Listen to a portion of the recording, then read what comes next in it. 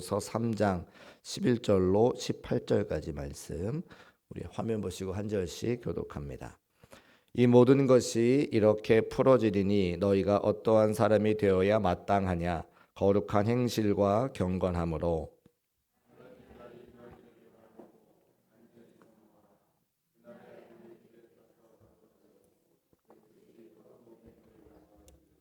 우리는 그의 약속대로 의가 있는 곳인 새 하늘과 새 땅을 바라보도다.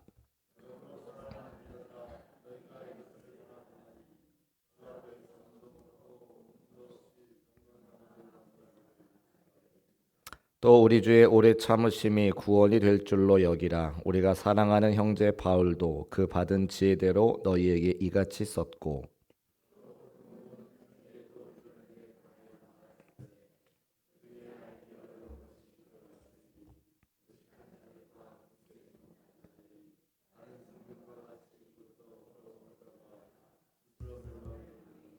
그러므로 사랑하는 자들아 너희가 이것을 미리 알았은즉 무법한 자들의 미혹에 이끌려 너희가 굳센 데서 떨어질까 삼가라.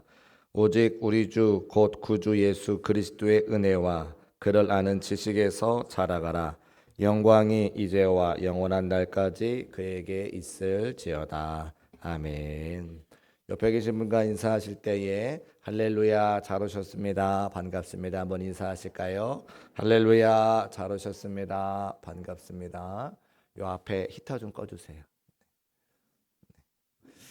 자, 오늘은 베드로후서 마지막 설교하는 날인데요.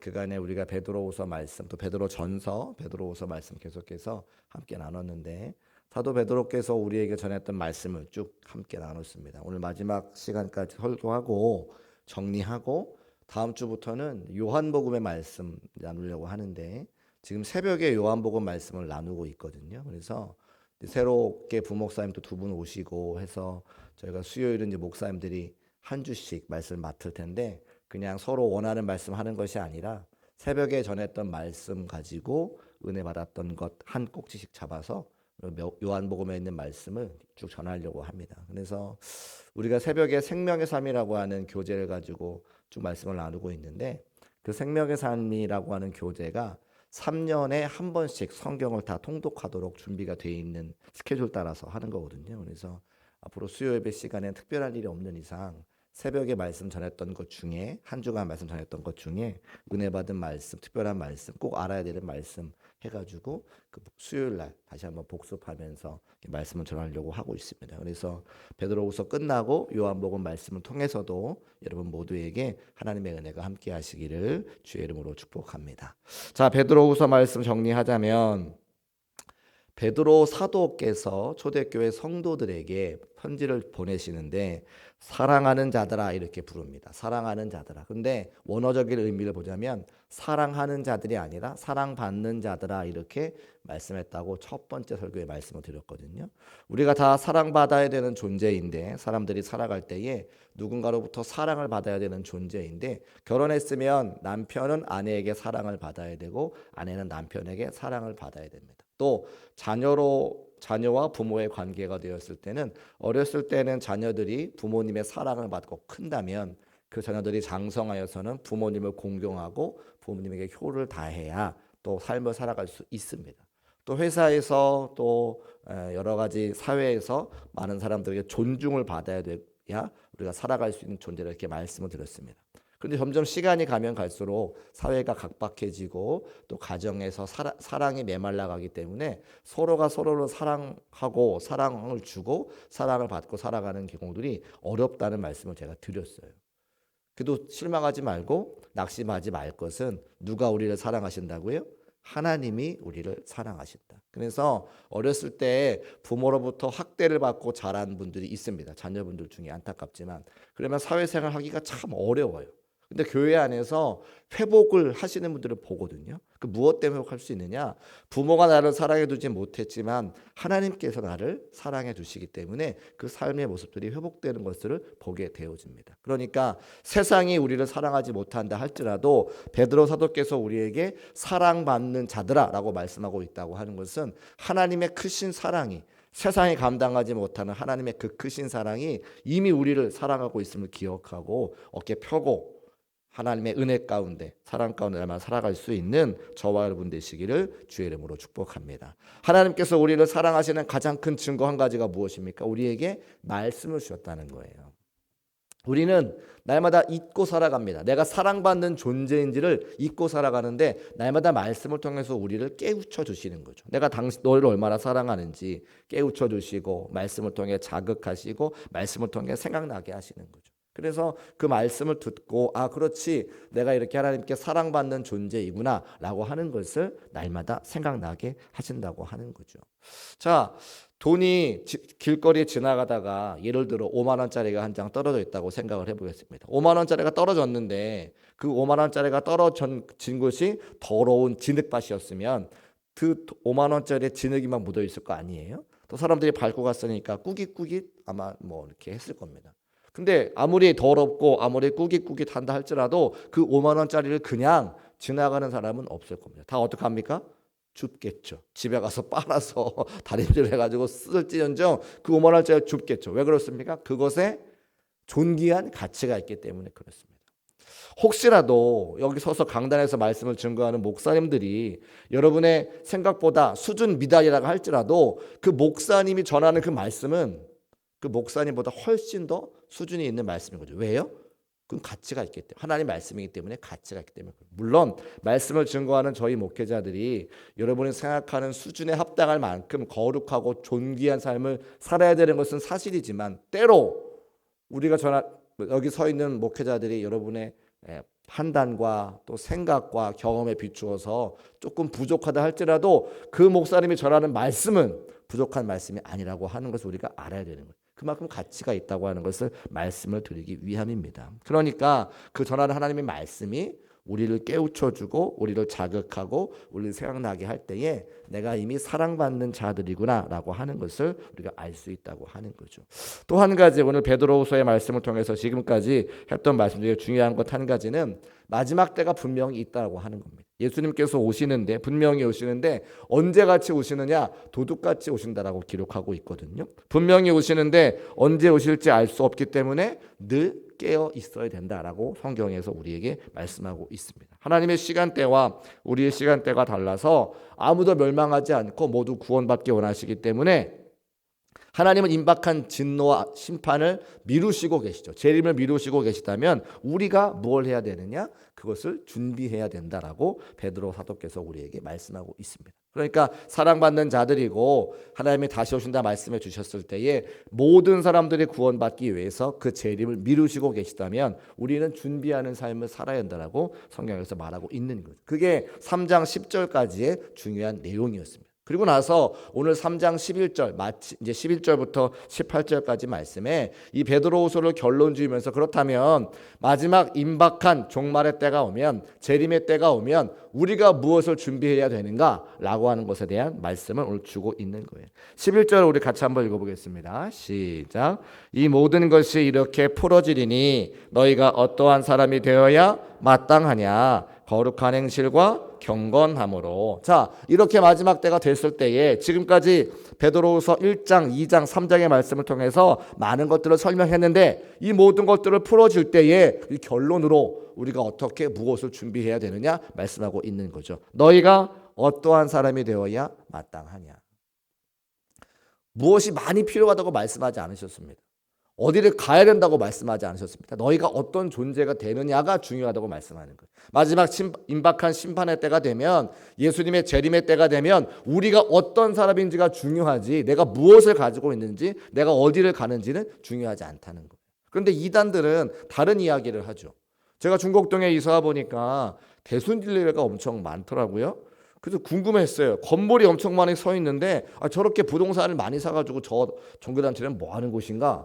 그 봤더니 거기가 다 기숙사더만요. 기숙사. 그 왜 기숙사를 살아야 돼요? 마지막 임박한 종말의 때가 오니까 자기 재산 다 팔고 함께 모여 살아야 된다 얘기를 하나 봐요. 제가 들어가서 들어보질 않았기 때문에 모르겠는데 그러니까 그렇게 기숙사가 많죠. 그러니까 보니까 건물이 다 기숙사예요.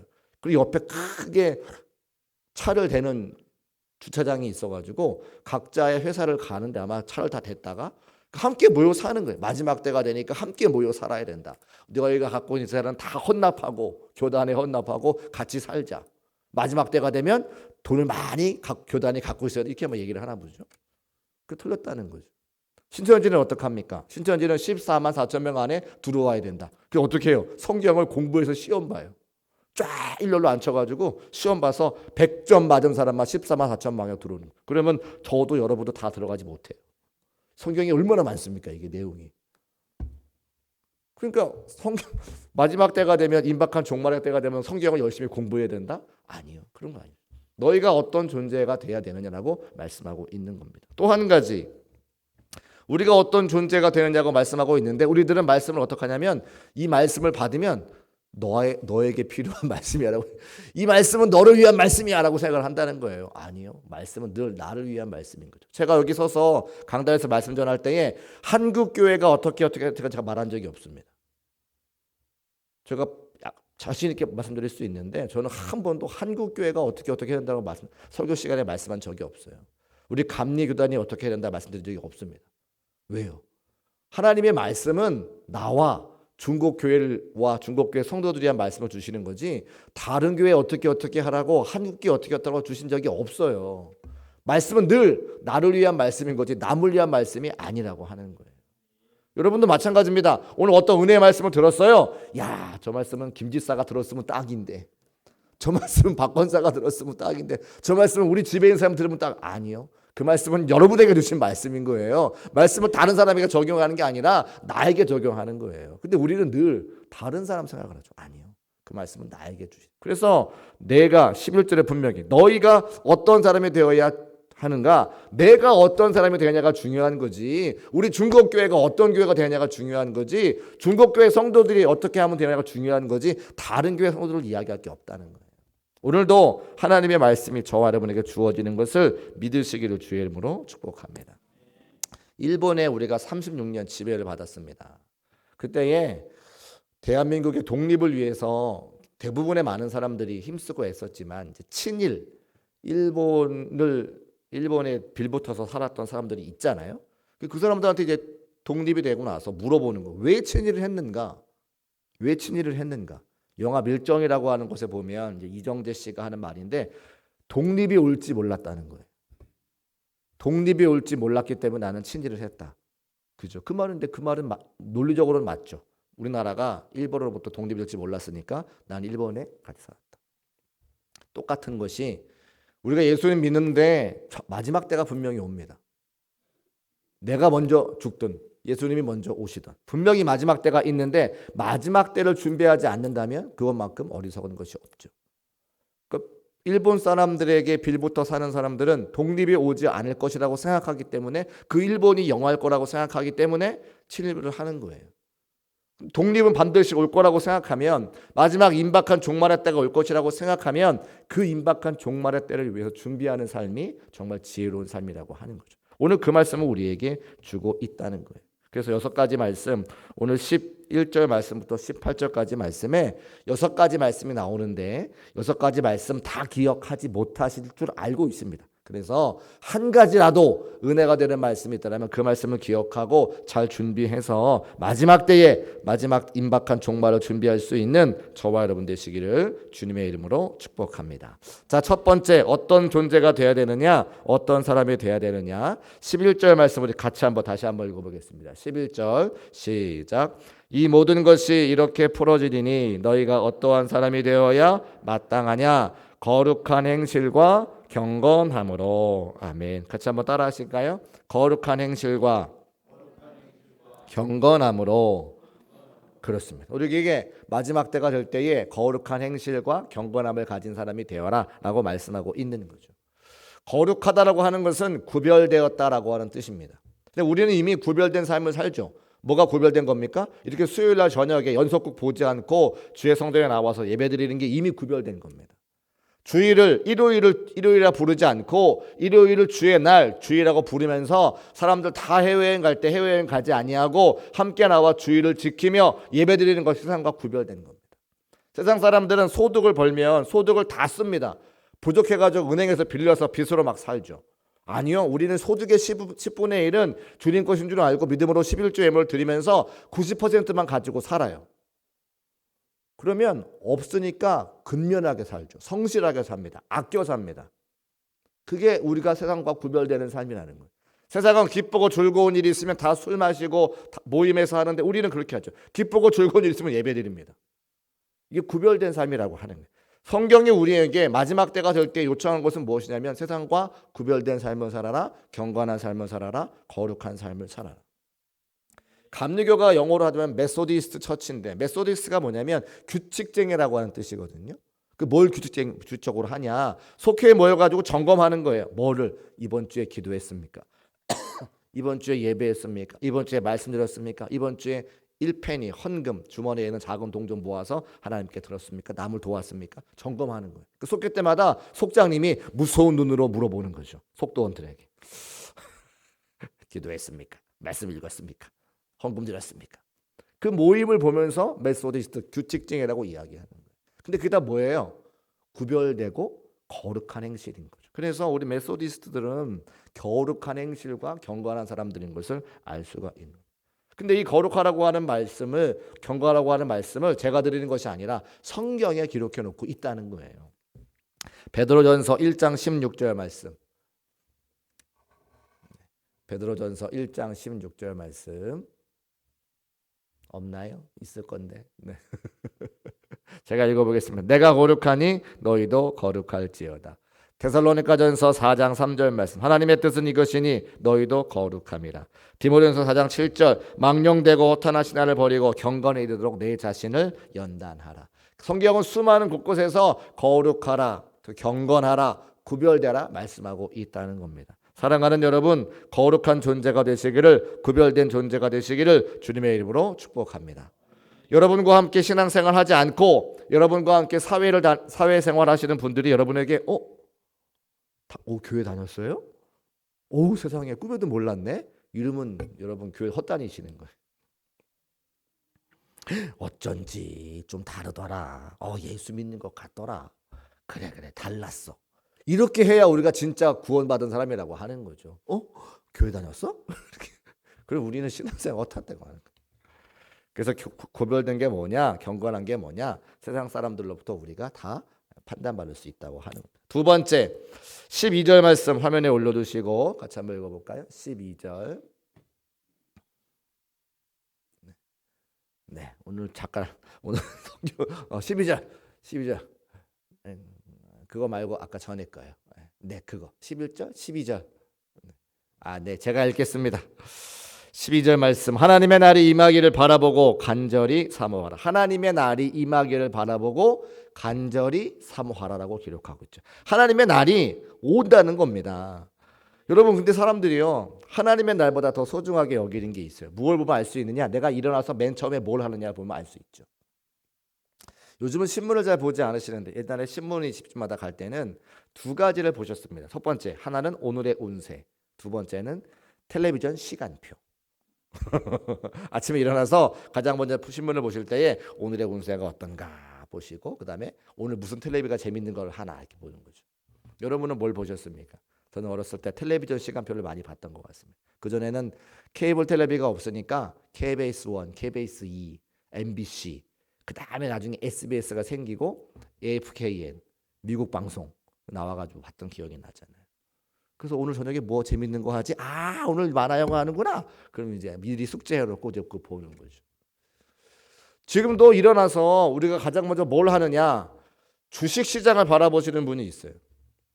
비트코인 바라보시는 분이 있죠. 우리가 일어나면 미국은 밤이 되니까 미국 시장 어떤지 보시는 분이 있습니다. 부동산 시세가 어떻게 됐는가 보시는 분이 있습니다. 그러면 우리의 우선순위가 하나님의 말씀이 아니라 세상 것에 가 있는 거죠. 아침에 오전에도 똑같은 말씀 전했을 때에 아침에 가장 먼저 일어나면 뭐 하세요? 그때 대본에 기도하죠. 딱 나왔어요. 오전과 오후에 좀 분위기가 다른데 여러분도 일어나시면 다 기도하시죠? 아멘. 그렇습니다. 이게 우리가 다른 거예요. 다른 거예요. 그러니까 하나님의 날이 임하기를 바라보고 사모하는 사람들은 우리가 무엇을 바라보느냐, 맨 처음 눈을 떴을 때 우리의 우선순위가 무엇인지를 알 수 있다는 겁니다. 세 번째 14절 말씀인데 14절 말씀 제가 읽어볼게요. 그러므로 사랑하는 자들아 너희가 이것을 바라보나니 주 앞에서 점도 없고 흠도 없이 평강 가운데 나타나기를 힘쓰라. 점도 없고 흠도 없는 사람이 되라 말씀하고 있죠. 마지막 때가 되면 우리가 마치 하나님께 드리는 제사 제물처럼 점도 없고 흠도 없는 사람이 되어야 된다 말씀하고 있습니다. 지난번에 성동 광진 지방 서경회 시간에 이제 말씀을 가르치는 기회가 있어가지고 레위기, 신명기, 민수기 말씀 가르쳤는데 레위기에 보면 제사법이 나오잖아요. 근데 예수님께서 성전 정화 사건을 통해서 제사 드리러 오는 사람들의 상을 엎으시고 노끈으로 채찍을 만져 사람들을 막 때리셨던 장면이 나와서 왜 그렇게 하셨을까 고민하다가 이런 결론을 제가 얻었어요. 레위기의 말씀을 보면 제가 우리 교회에서도 강의 한번 했었는데 점도 없고 흠도 없는 동물을 데려다가 제사를 드릴 때 그 동물을 잡을 때 누가 동물을 잡습니까? 우리는 흔히 제사장이 잡는다고 알고 있어요. 그런데 아니요. 성경을 가만히 읽어보면 가져온 그가 잡게 돼 있어요. 하나님께 제사를 드리러 제물을 가지고 온 사람이 동물을 잡아요. 그러니까 내가 집에서부터 준비해온 하나님께 제사를 드려야겠다고 준비해온 그 동물을 내가 죽이는 거예요. 그리고 죽이고 나서 그 제물을 제사장에 갖다 주면 제사장의 제단에 올려서 제사를 드리는 겁니다. 그러니까 이 동물이 죽음당하는 고통을 누가 느끼는 거예요? 내가 느끼는 거죠. 근데 예수님께서 집에서부터 점도 없고 흠도 없는 동물들을 가져와야 되는데 멀리서 와야 되니까 예수님 당시에 성전에서 그 흠 없고 점 없는 동물들을 팔기 시작합니다. 그렇게만 하면 괜찮았을 텐데 흠 없고 점이 없다고 누가 보냐면 제사장이 판단을 하는데 이 앞에서 동물을 파는 사람들과 커미션을 주고받으면서 흠도 없고 점이 없는데 흠 있다고 막 얘기를 하는 거예요. 그래서 그 앞에서 사올 수 있도록. 예수님이 그걸 보시고 제사의 정신을 다 잃어버리니까 상을 엎으시는 거죠. 그러면 우리 식으로 말하면 뭐냐면 이렇게 돼야 돼요. 여러분의 가정에 애완동물, 가족처럼 키우는 애완동물이 있습니다. 강아지, 고양이가 있죠. 여러분 그 강아지와 고양이를 잡는 거예요. 우리가 가족처럼 생각했던 그 강아지와 고양이에게 내가 손에 머리를 얹어가 나의 죄를 전가해서 그 동물을 잡는 거예요. 그 동물이 바라바라 떨면서 죽어가는 모습을 내가 바라보는 거죠. 그러면 내가 무슨 생각을 할까요? 나 죄 짓지 말아야지. 그 정신은 다 잃어버린 채 점도 없고 흠도 없는 것만 찾아가지고 드리는 거죠. 그 제사의 정신을 잃어버리면 우리가 예배의 정신을 다 잃어버리는 거예요. 내가 죽어야 되는데 내가 죽지 아니하고 내가 애지중지 키웠던 그 강아지 고양이를 잡아서 하나님께 내 죄 때문에 저들이 죽는구나. 그걸 내가 경험해줘야 내가 죄에 대한 경각심을 갖게 된다고 하는, 그게 제사의 정신이었다고 하는 거죠. 점이 없고 흠이 없이 평강하기를 힘쓰는 사람이 되라고 말씀하시는 것은 뭐냐면 내가 그렇게 하나님 앞에 거룩한 삶을 살 수 있도록 날마다 우리 삶을 돌이키라고 하는 겁니다.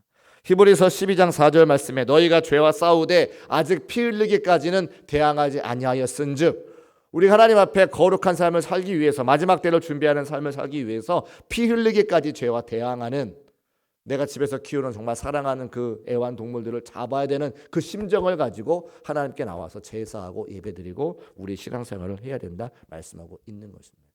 사랑하는 중국교회 성도 여러분, 마지막 때가 되면 하나님께서 이러이러한 사람을 되라고 말씀하실 때 점도 없고 흠도 없이 거룩한 자를 다 되시기를 주님의 이름으로 축복합니다.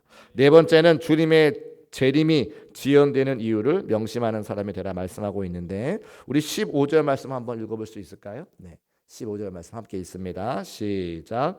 또 우리 주의 오래 참으심이 구원이 될 줄로 여기라. 우리가 사랑하는 형제 바울도 그 받은 지혜대로 너희에게 이같이 썼고. 아멘. 우리 주의 오래 참으심이 구원이 될 줄로 믿으라 라고 기록하고, 예수님께서 오래 참고 계시는 거예요. 왜? 많은 사람들이 구원받기 위해서. 새벽에 요한계시록 말씀 증거할 때 보니까 예수님이 임박한 진노를 자꾸만 미루세요. 왜 미루시느냐? 어떤 한 부류가 진노를 받고 심판을 받으면 그 모습을 바라보는 사람들이 아이고 저렇게 진노가 무서우니까 나 구원받아야 되겠네, 하나님 앞에 얼른 죄를 용서해야지, 이렇게 해가지고 자꾸만 많은 사람들이 구원받을 수 있도록 심판을 미루시는 거예요. 그러면 그 심판을 미루시는 하나님 아버지의 마음을 깨닫는다면 우리가 뭘 어떻게 해야 되느냐? 하나님께서는 심판을 미루실 만큼 모든 사람들이 구원받기를 원하니까 내가 가서 그 사람들을 구원해내야지, 복음을 전해야지, 이 마음을 갖고 있는 사람들이 마지막 때 구원받는 사람이구나 알 수 있다는 거죠. 그 제가 우리 중국교회 부임에서 세 가지 이야기하잖아요. 선교하는 일, 전도하는 일, 다음 세대 살리는 일. 근데 이 세 가지가 다 똑같은 거예요, 사실은. 선교는 뭐예요? 말이 안 통하는 사람들에게 복음 전하는 거죠. 전도는 뭐예요? 말이 통하는 사람한테 복음을 전하는 거죠. 다음 세대는 뭐예요? 우리 다음 세대가 태어나서 백지장과 같이 아무것도 모르는 아이들이기 때문에 하나님 말씀 가르치고 예수가 그리스도라는 걸 가르치자고 얘기하는 거죠.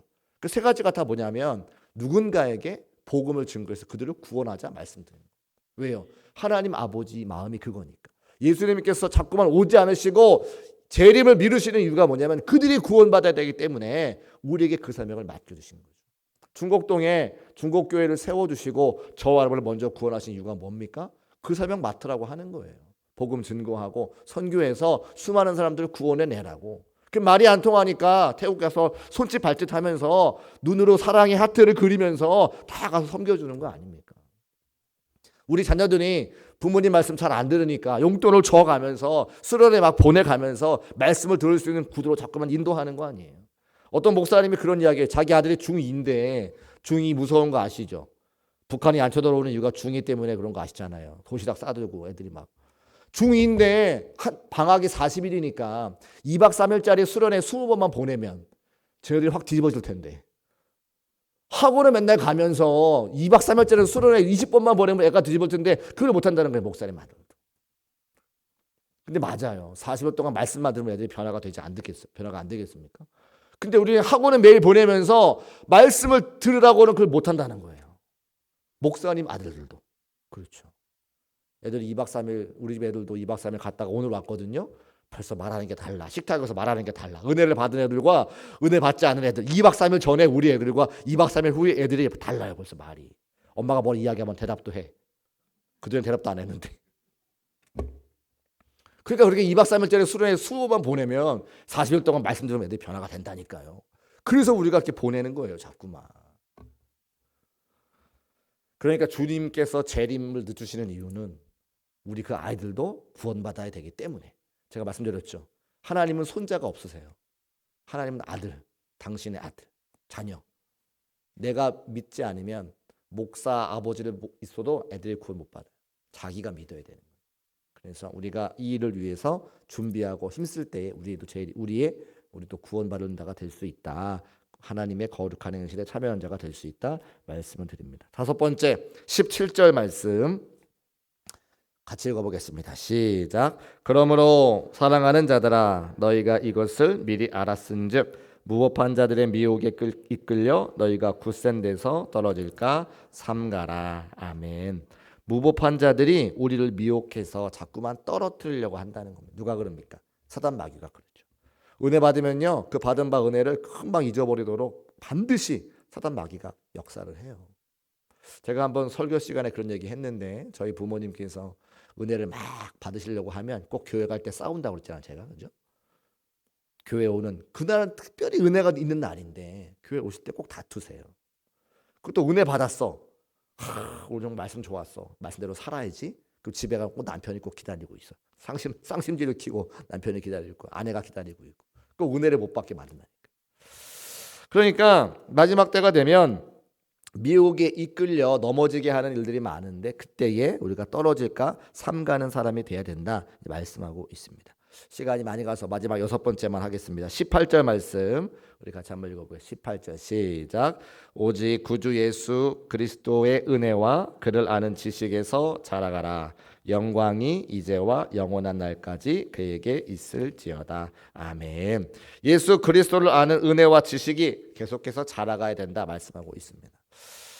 우리는 오늘을 살아가는 은혜를 오늘 받아야 되는데 늘 보면 우리는 30년 전에 받았던 은혜를 써먹어요.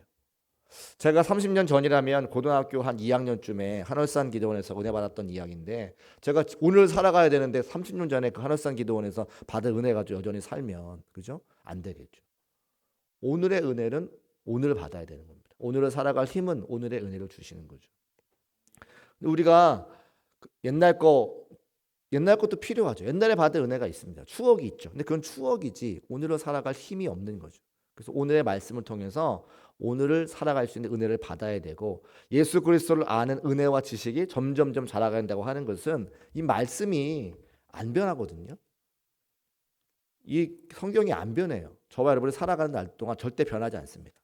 변하는 거는 이제 번역이 좀 바뀌겠죠. 개역 한글판, 개역 개정판, 현대인의 성경, 우리가 쓰는 말로 변화가 있겠죠. 그런데 옛날에 받은 은혜는 뭐냐면 여기 옆에다가 어느 날 몇 월 며칠 날 받은 은혜라고 이렇게 놓고 이 말씀을 그냥 그 은혜로 해석으로만 딱 한정지어 두는 거예요.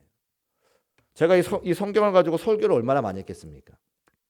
이 책도 성경책이 막 너덜너덜해져가지고 이 제보를 한 거거든요. 저도 여기 보면 받았던 은혜를 막 써놨어요. 근데 그것 가지고만 해석되는 게 아니라 그렇게 써놓은 것은 그 당시에 그때 그 교회 공동체를 향한 말씀을 주신 거지 오늘 2025년에 이 1월 달에 중국교회 성도들을 향한 말씀이 아니잖아요.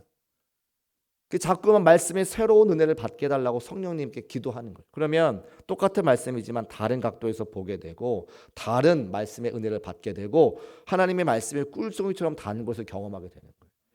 그래서 제가 말씀드렸어요. 목사는 평생 가수는 평생 한 곡만 히트하면 살지만 목사는 날마다 주시는 주의 은혜가 없이는 살 수 없다고 말씀을 드려요. 성도도 마찬가지예요. 내가 옛날에 은혜 받았던 말씀 그 한 가지고 사는 것이 아니라 오늘 내게 주시는 말씀을 통해서 나를 향한 주의 은혜를 경험해야 오늘을 살아갈 수 있는 겁니다. 날마다 주시는 주의 말씀을 통해 은혜를 받으시기를 주의 이름으로 축복합니다. 그 세계를 경험하게 되면요 하나님의 말씀이 얼마나 꿀송이처럼 단지 몰라요. 그 은혜가 있는 것을 말씀을 정리하겠습니다. 오늘 베드로 사도께서 베드로후서를 마치면서 우리에게 어떤 사람이 돼야 된다라고 말씀한 6가지가 있습니다. 나에게 거룩한 행실과 경건함이 있는가?